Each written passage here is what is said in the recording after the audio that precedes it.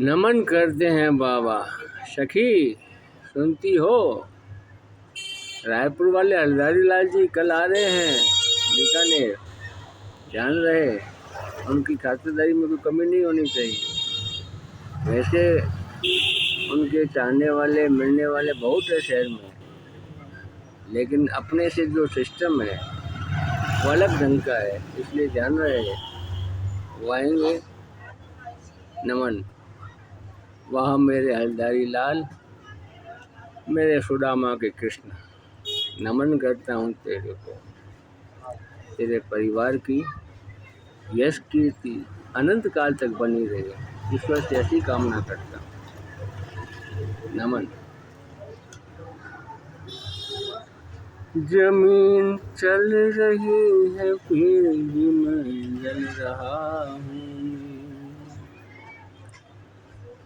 हिजा का वक्त है और फल फूल रहा हूँ। नमन बाबा। नमन में शक्ति है। एक बार चले आओ, इस दिल ने पुकारा है। नमन नमन नमन।